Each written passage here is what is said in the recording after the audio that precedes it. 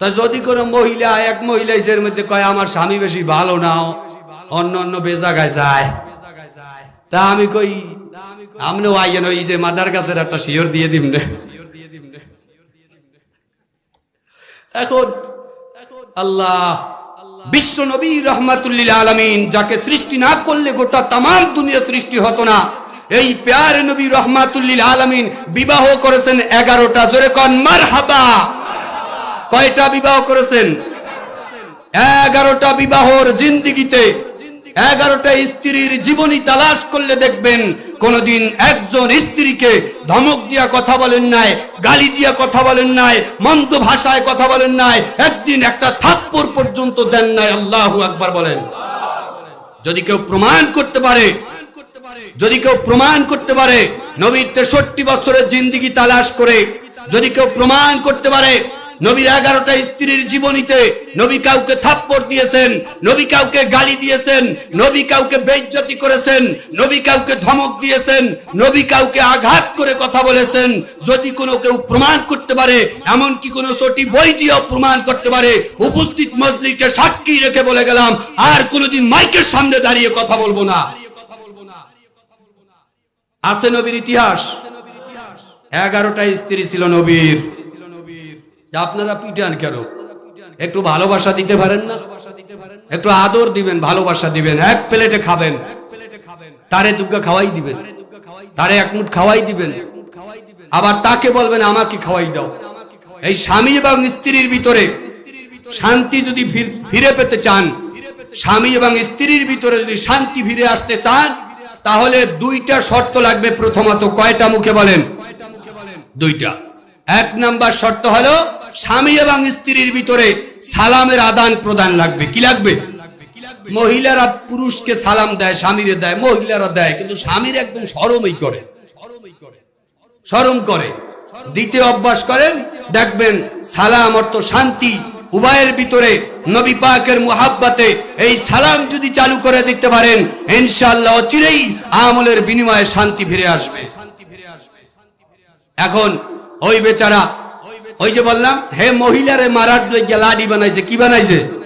লাডি, বড় লাডি, সেগুন কাঠের মোটা শক্ত লাডি বানাইছে।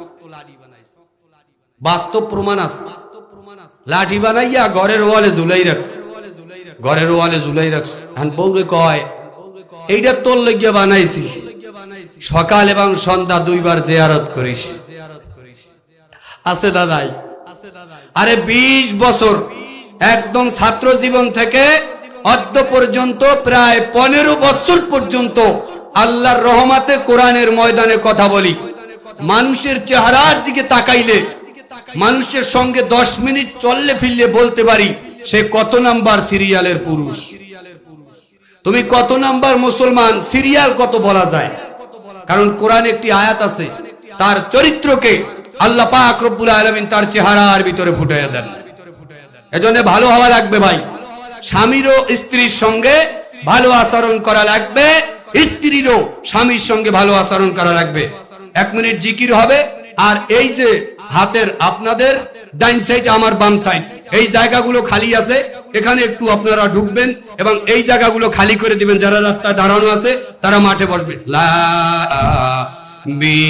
বিকামালিহি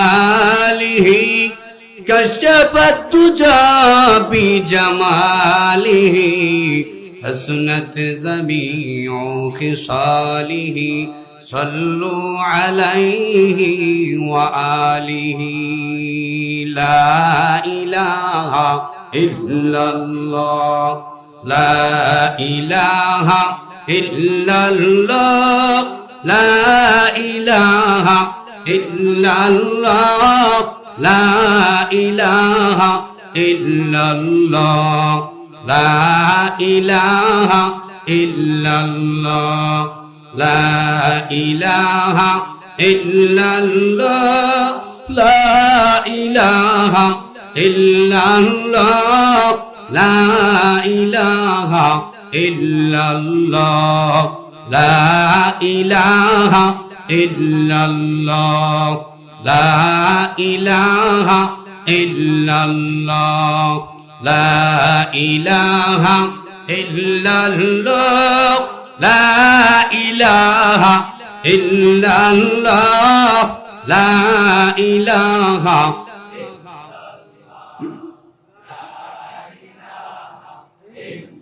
আলহামদু লিমান কদ্দারা খায়রাও ওয়া খাবালা الحمد لمن قدر خيرا وقبالا والشكر لمن صور حسنا وجمالا والشكر لمن صور حسنا وجمالا فرد صمد عن صفات الخلق بريئون فرد صمد عن صفات الخلق بريئون رب أزلي خلق الخلق كمالا رب أزلي خلق الخلق كمالا لا جد ولا ند ولا هد لمولاه لا جد ولا ند ولا هد لمولاه الآن كما كان ولم يلق زوالا الآن كما كان ولم يلق زوالا আমার দয়ার মাওলা রে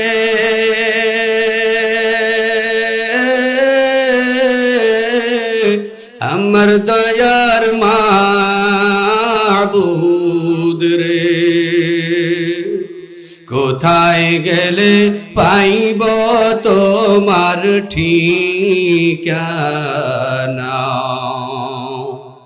কোথায় গেলে পাইব তোমার ঠিকানা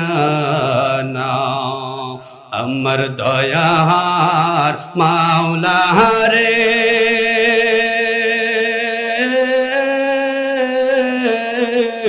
আমার দয়ার মাশূক রে কোথায় গেলে পাইব তোমার ঠিকানা তোমাকে পাইবার আশে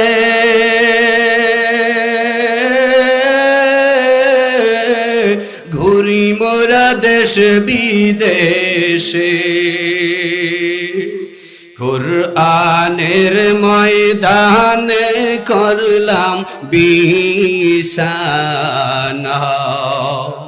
কুরআনের ময়দানে করলাম বিছানা আমার দয়ার মাওলা রে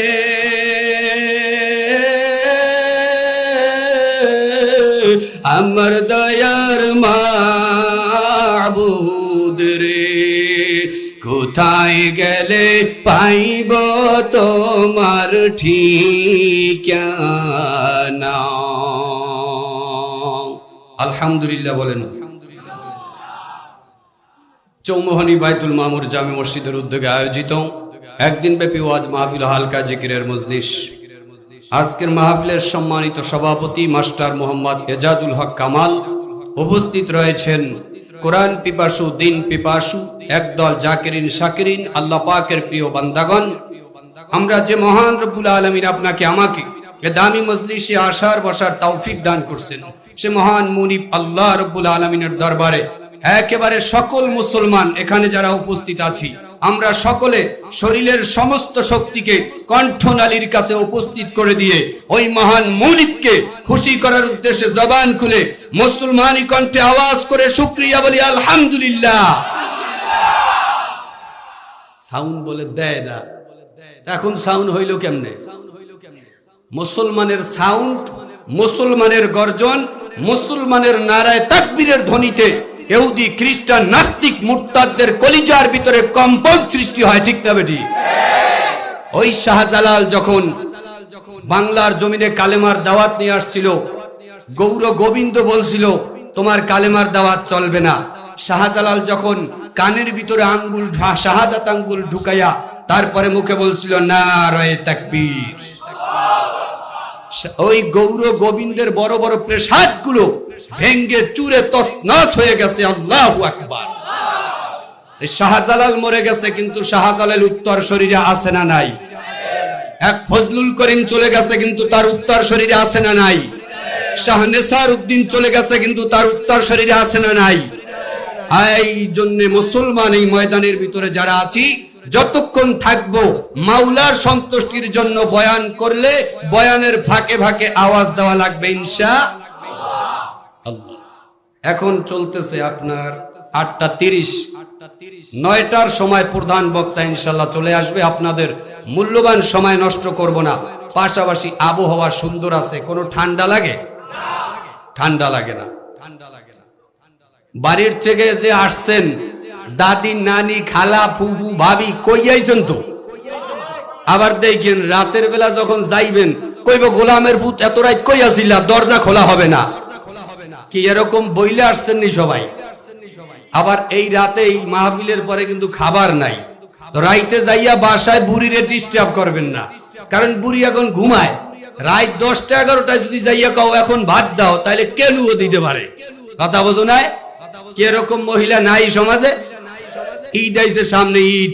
এখন গ্রামের কিছু মা বোন আছে, আমাদের গ্রামে কিছু মহিলারা আছে, দেখবেন এরা ঈদ আইলে কয় আমার লইয়া বাজারে যাইয়া একটা লাল রঙের 13 পাইরের একটা শাড়ি কাপড় আনবেন। যদি তুমি এই লাল রঙের 13 পাইরের শাড়ি কাপড় আইনা দাও তাইলে ঈদ হবে, নইলে তোমার ঈদের কপালে আগুন লাগামু। ঠিক ভাবে কি এরকম মা বোন আছে না? নইলে ঈদের কপালে কি লাগাইবো? আগুন লাগাইবো। বেচারা জামাই স্বামী বউয়ের কথা শুই না কয় খাইছে, ঈদের কপালে যদি আগুন লাগায় তাইলে তো সমস্যা, বাজারে চইলা গেছে। সাইয়া দোকানদার রে কয় একটা কাপড় দেন লাল রঙের 13 বাইরের, নইলে দোকানে আগুন লাগাম। এখন দোকানদার কইতে আছে বেড়া ব্যাককেল, আমার ব্যবসা প্রতিষ্ঠান, সেখানে আগুন লাগাইবে কে? কয় কথা কম বুঝবা না, এটা বাড়ির ব্যক্তিগত নিচের ব্যাপার, তুমি আমারে লাল রঙের 13 বাইরের একটা শাড়ি দাও। বয়ান তো করবে প্রধান বক্তা, আমরা একটু আপনাকে লাগে মিল মুহাব্বত করি, ঠিক না? এখন ওই বেচারা লাল রঙের 13 বাইরের একটা শাড়ি কাপড় নিয়া বাড়িতে গেছে, বউরে দিছে। বউ ভাইয়া কয় কালার তো সুন্দর মাশাআল্লাহ। তো প্রথম যেদিন গোসল করছে ওই দিন ধুইয়া বালতিতে যখন ডলা দিছে সব রং উঠে গেছে। এখন কেমন লাগে বোঝেন?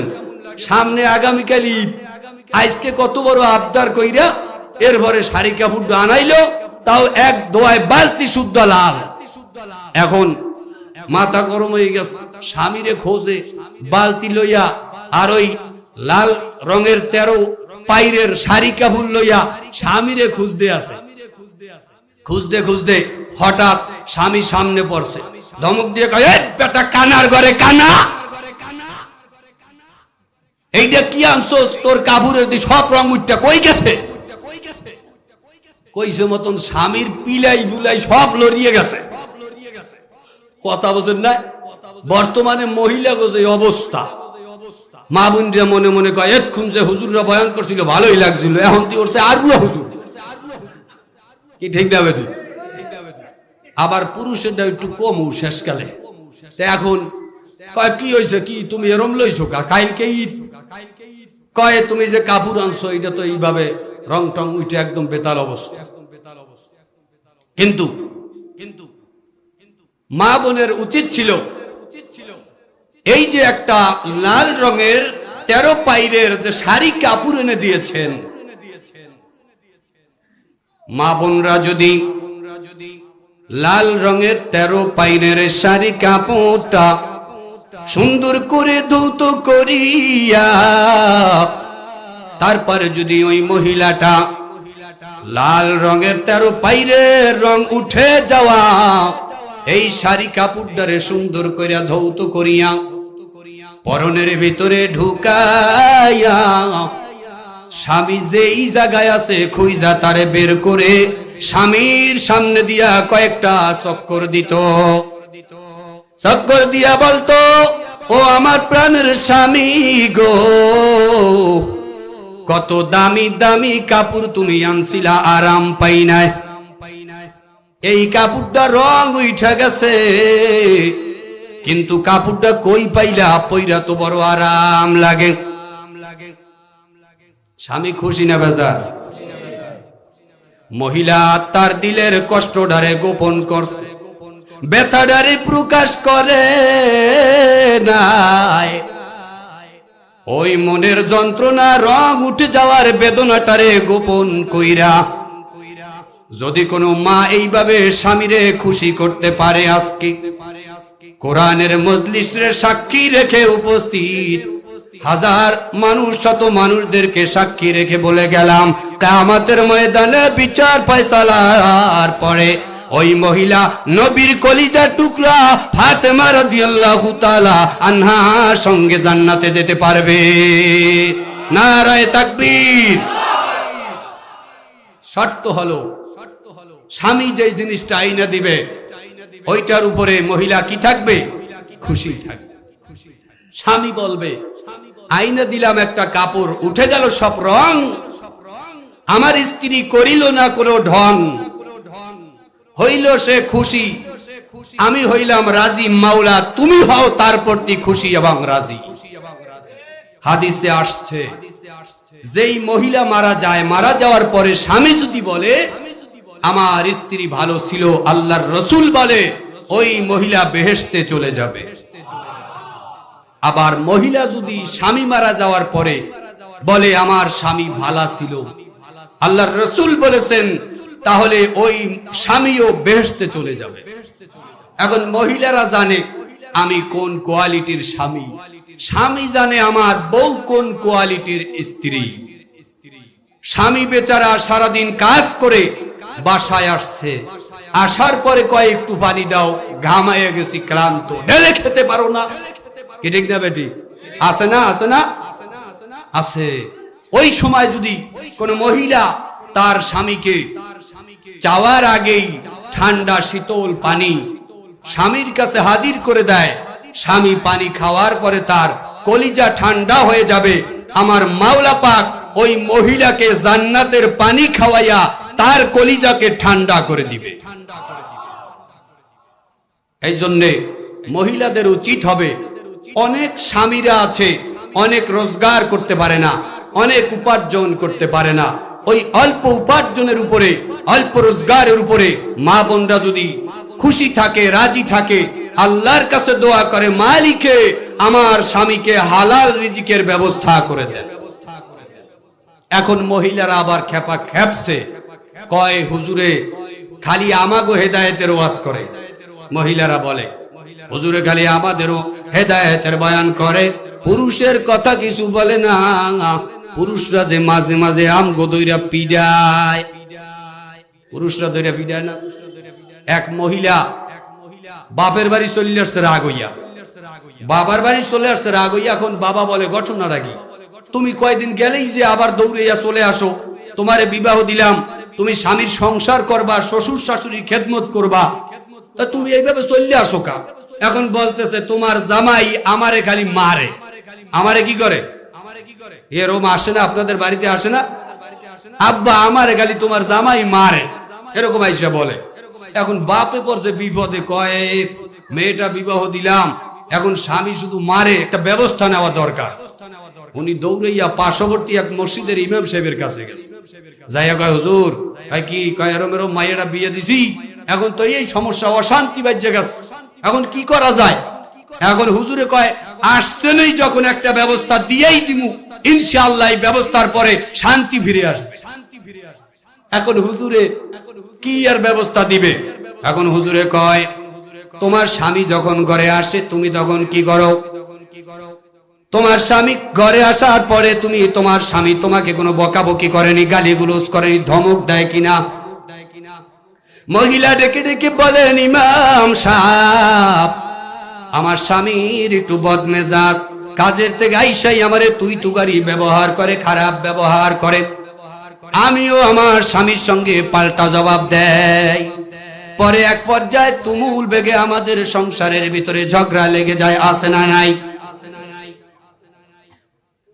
হে কয় স্বামীরে গোলাম, আর স্বামী আবার স্ত্রীর নোংরা ভাষায় গালি দেয়, স্ত্রীর মাকে নিয়ে গালি দেয়, স্ত্রীকে নিয়ে গালি দেয়, আছে না নাই?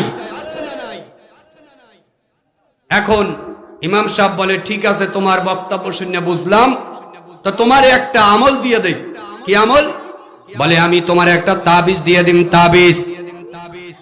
ওই শর্ত হলো তাবিজটারে তোমার মুখের ভিতরে নিয়া তোমার হাজবেন্ড, তোমার স্বামী যখন ঘরের ভিতরে আসবে, দাঁতের ফাঁকের ভিতরে ঢুকাইয়া তারপরে কামড় দিয়া দরিয়া রাখবা। স্বামী যা কয়ে কোক, তুমি দাঁতের কামড় ছাড়বা না। কথা বোঝেন নাই? স্বামী যা কয় কোক, দাঁতের কামড় ছাড়বা না। যদি ছাড়ো অশান্তি যাইবে না। এই আমল করো, তারপরে এক সপ্তাহ পর আইসা আমার কাছে দেখা করো। এক সপ্তাহ পর মেয়েটা বাবার কাছে ফোন করে বলে, আব্বা ওই হুজুরের নামে তাড়াতাড়ি সিন্নি মানো। মা ঘটনাটা কি? এক সপ্তাহের ভিতরে হুজুরের আমলে পরিবর্তন, সংসারের ভিতরে শান্তি ফিরে আসছে। আল্লাহু আকবার। এখন ওই বাবায় খুব হুজুরের প্রতি এখন আসক্ত হয়ে গেছে। নাম কমুনা কইলে খারাপ শোনায়। এক মহিলা, এর একটা রোগ হয়েছে, তাই আমি একটা ট্রিটমেন্ট করছি, ভালো হয়ে গেছে। এখন কয় হুজুর রাইতে ঘুমাইলেও খালি আম্বের শব্দ দেই। কয় হুজুর নামাজে খারাইলে দেই, যায় নামাজের সামনে আমনে খারাই রয়েছেন। এই অবস্থা আমি তো বুঝতে ফেলাইছি। ওই যে ট্রিটমেন্টে উপকার হয়েছে, এখন আমার ভক্ত হয়ে গেছে। এখন নামাজের মধ্যে আমার দামকে নাউজুবিল্লাহ, এইটা করছেন কি আমনে? এখন ওই মেয়ের বাবা হুজুরের প্রতি ভক্ত হয়ে গেছে, দৌড়াইয়া আসছে, দরজা লই ঠাস করিয়ে পড়ছেন। হুজুর কয় ঘটনা কি? জিন পরি আইলো নি?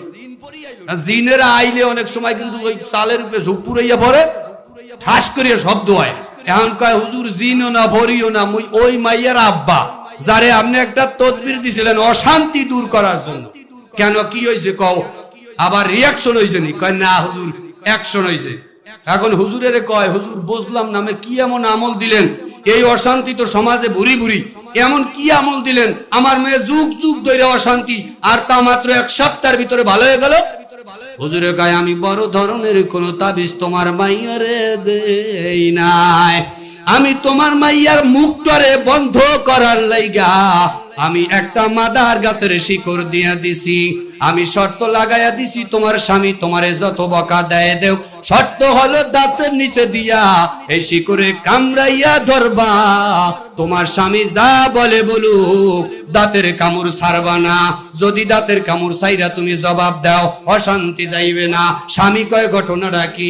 আমার বৌদি বালা হয়ে গেছে, এই জন্য স্বামীও চিন্তা ভাবনা কইরা এক সপ্তাহের ব্যবধানে এখন পরিবর্তন হইয়া তোমার মাইয়ার অশান্তি দূর হয়ে গেছে। সংসারের ভিতরে আল্লাহ শান্তি ফিরাইয়া দিয়েছে।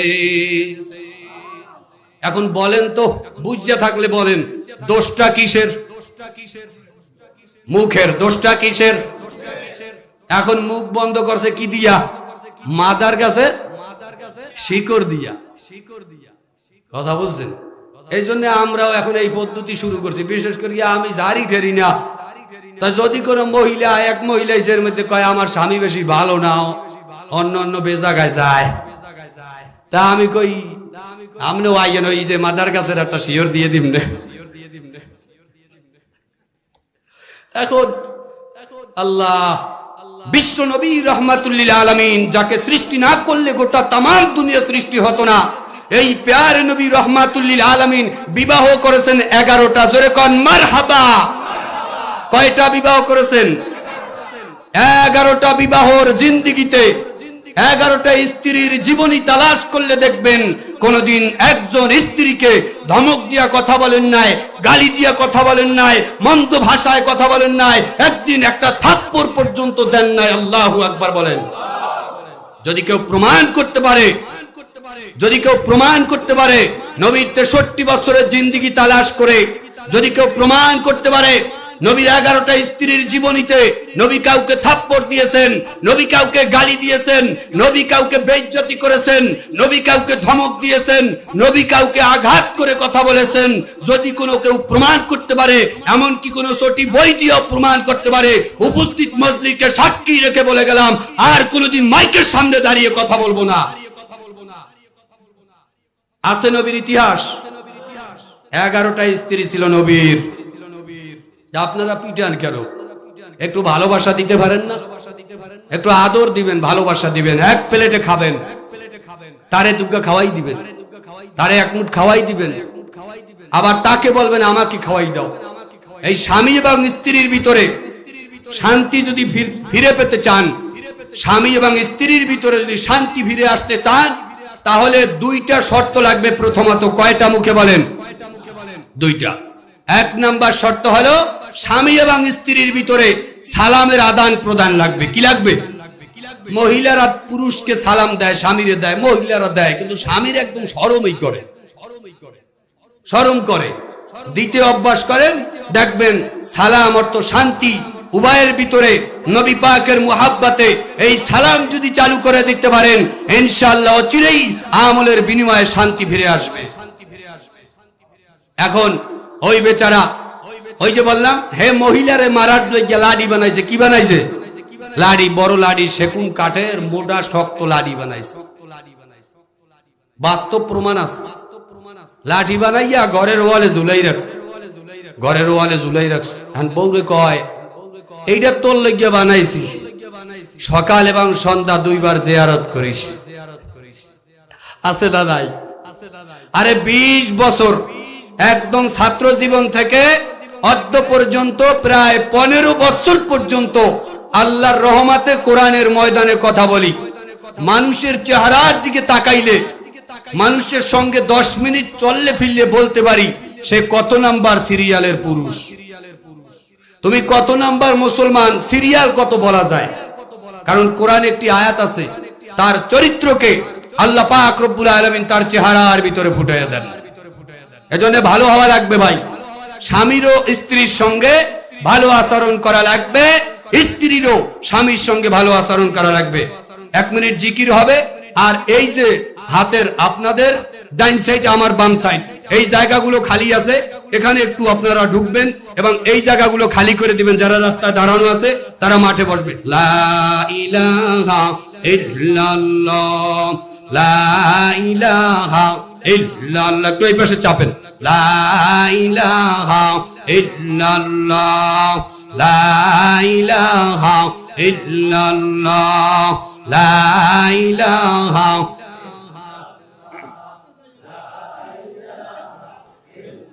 লা ইলাহা ইল্লাল্লাহু মুহাম্মাদুর রাসূলুল্লাহ।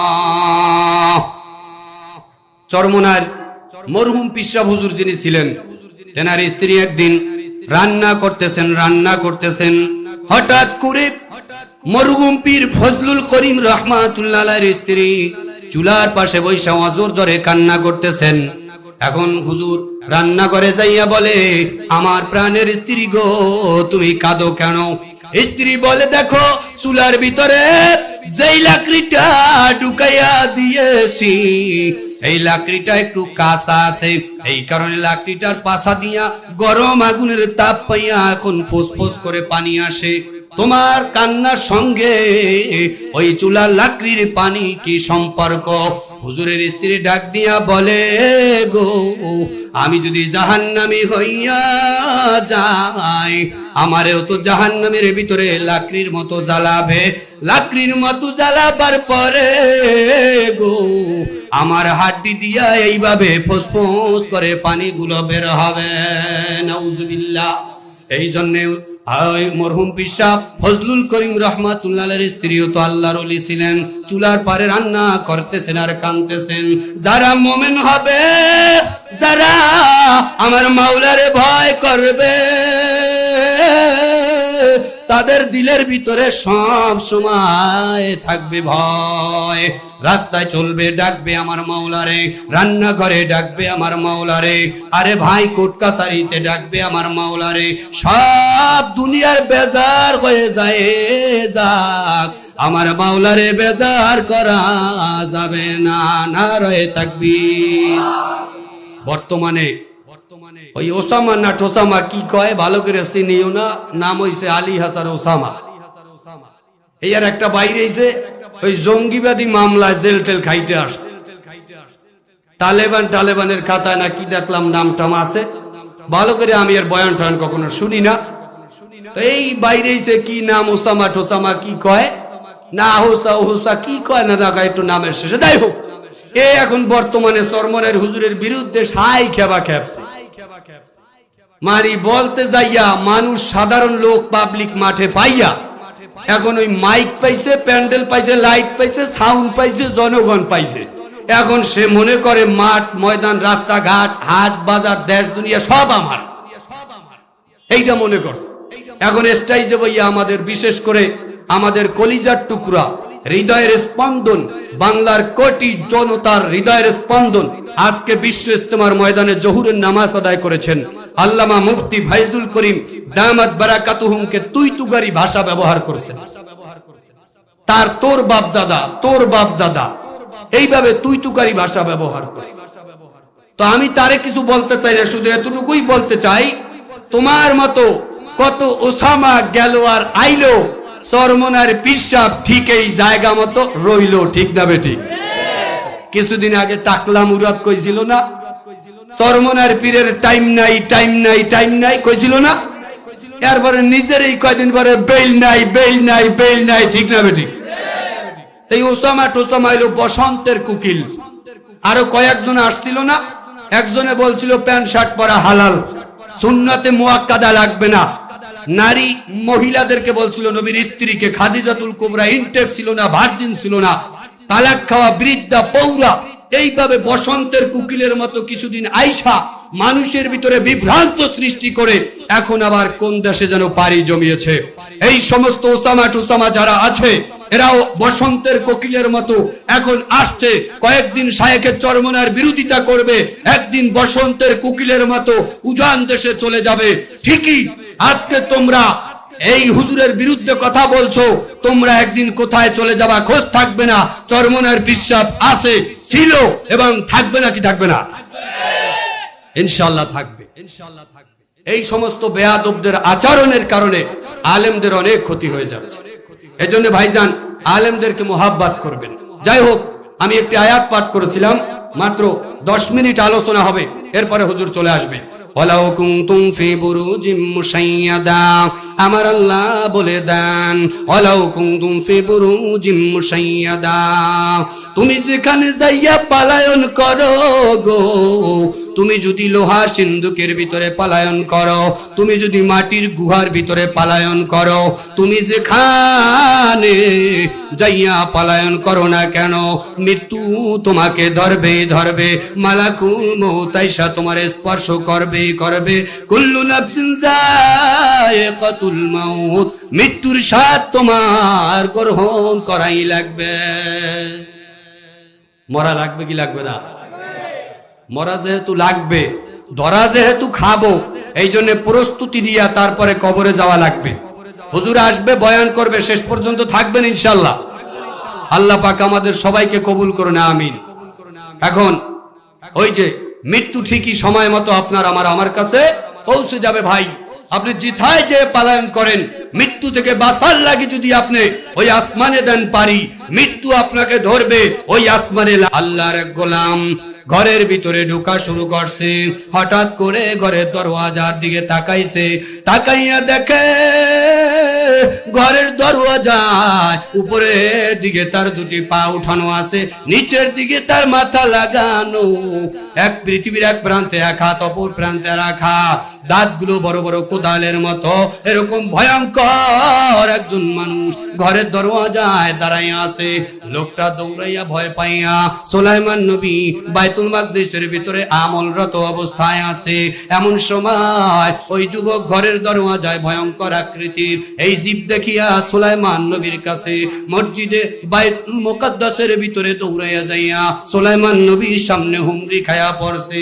সুলাইমান নবীর কাছে যাইয়া বলে, ও আল্লাহর পয়গম্বর, আমারে বাঁচান। আমি ঘরের ভিতরে যখন ঢুকবার লাগছি, উপর দিকে তার দুটি পা, নিচের দিকে তার মাথা, পৃথিবীর দুই প্রান্তে তার দুই হাত, দাঁতগুলি বড় বড় কোদালের মতো ভয়ঙ্কর একটা আকৃতির মানুষ জীবনে কোনোদিন আর দেখি নাই। হুজুর, এই মানুষটা থেকে আমারে বাঁচান। সুলাইমান নবী বলে, ও আল্লাহর গোলাম, তুমি শান্ত হইয়া বসো, আমি তোমারে কিভাবে বাঁচাইবার পারি। লোকটা ডাক দিয়া বলে, ও আল্লাহর পয়গম্বর, আমারে আপনি এমন একটা দেশে পাঠাইয়া দেন যেই দেশে ভয়ঙ্কর আকৃতির এই মানুষটা যাইতে পারবে না। সুলাইমান নবীর তো বুঝতে আর কোনো বাকি নাই। সুলাইমান নবী বলে, তা হবে কি হবে জানি না, তবে তুমি যেহেতু দাবি করছো, আমি তোমারে আল্লাহর হুকুমে পাঠাইয়া দেব। সুলাইমান নবীর কথা মাছে শুনতো, গাছে শুনতো, শুনতো জঙ্গলার সব সমস্ত মাখলুকাতে শুনতো।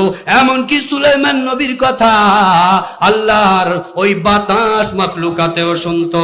সুলাইমান নবী বাতাসে ইশারা করে বলে দেন, ওরে বাতাস, তুই এই যুবকের তোর পাখায় কইরা উড়াইয়া কাজিরহাট থেকে আমেরিকার একটা জঙ্গল আছে, সাউমানাতের জংলা, ওই জংলায় যায় দেখবে একটা উঁচা পাথর আছে, ওই পাথরের উপরে বসাইয়া দিবা। এরপরে বাতাস আল্লাহর হুকুম পাইয়া সুলাইমান নবীর হুকুমে, সুলাইমান নবীর অর্ডারে তারে বাতাস উড়াইয়া আমেরিকার জংলায়, সাউমানাতের জংলায় নিয়া পাথরের উপরে বসাইয়া দিছে। পাথরের উপরে বসাইয়া দিয়া বাতাস তার গন্তব্যে চলে যায়। ওই যুবক বাতাস চলে যাওয়ার পরে যখন সামনের দিকে তাকায়, তাকাইয়া দেখে যেই ভয়ঙ্কর আকৃতির মানুষটার ভয়ে পাঁচ কাজিরহাট, বরিশাল, মেহেন্দিগঞ্জ সাইরা আমেরিকার জঙ্গলে চলে আসছে, সেই ভয়ঙ্কর আকৃতির মানুষটা তার সামনে সেই আকৃতিতে হাজির। একটা চিৎকার মেরে বলে দেন, তোমার ভয়ে আমি কাজিরহাট, মেহেন্দিগঞ্জ, বরিশাল ছাইরা আমেরিকার জঙ্গলে হাজির হয়েছি, এই জায়গায় তুমি হাজির হইলা, তোমার পরিচয়টা আমার একটু দিয়ে দাও। এইবার কয়, এতক্ষণ গোপন রেখেছি, এখন গোপন রাখলে সময় ওভারটেক হয়ে যাবে। আমি আর অন্য কোনো আকৃতির মানুষ না, আমি হলাম ফেরেশতা, যেই ফেরেশতা তোমার জান কবজ করার জন্য হাজির। এই ফেরেশতা হলো হযরতে আজরাইল আলাইহিস সালাম, যাকে বলে মালাকুল মউত। তিনি বলে দেন, আমি আর কেহ না, আমি হলাম মালাকুল মউত, হযরতে আজরাইল আলাইহিস সালাম। এখন বলে, বুঝলাম না এই ঘটনাটা ঘটে গেল কেন? আজরাইল ফেরেশতা তারে বক্তব্যের মাধ্যমে বুঝাইয়া দেন, আমি আমার মাওলার কাছে তোমার ব্যাপারে দরখাস্ত করেছি গো, ও আমার মালিক, তোমার এই গোলামের জান কবজ করার জায়গা হলো আমেরিকার সাউমানাতের জংলা, কিন্তু তার বাড়ি হলো বরিশালের কাজিরহাট। এই সময় মাত্র অল্প কতটুকু বাকি আছে, এখন পর্যন্ত কাজিরহাটে অবস্থান করে। এই অল্প সময়ের ভিতরে আমেরিকার জংলায়, সাউমানাতের জংলায় পাবো কিভাবে? আমার আল্লাহ পাক রব্বুল আলামিন বলে দেন, ও আমার ফেরেশতা আজরাইল, তুমি ভয়ঙ্কর আকৃতি নিয়া তার বাড়ির দরওয়াজায় যাবা, আমি আল্লাহ তার মনটারে ঘুরাইয়া তার ঘরের দিকে দিয়া দেব। ঘরের দিকে যখন যাইবে, দরওয়াজায় তাকাইয়া দেখবে ভয়ঙ্কর আকৃতিতে তুমি দাঁড়ানো। ভয়ে তোমার থেকে রেহাই পাওয়ার জন্য বাইতুল মাকদিসে সুলাইমান নবীর কাছে যাবে। আমি আল্লাহর হুকুমে সুলাইমান নবী বাতাসে ইশারা করিয়া দেবে, সময় মতো পৌঁছাইয়া দেব আমি আল্লাহ। আর সময় মতো তুমি সেই জায়গায় পৌঁছাইয়া জান কবজ করে নিবা, তুমি আজরাইল ফেরেশতা। সুবহানাল্লাহ। अल्लाह अल्लाह क्या मुबारक नाम है, अल्लाह अल्लाह आशिकों का काम है, अल्लाह अल्लाह ऐसी शीरीन इस्तो नाम, अल्लाह अल्लाह में कुनत जानम तमाम।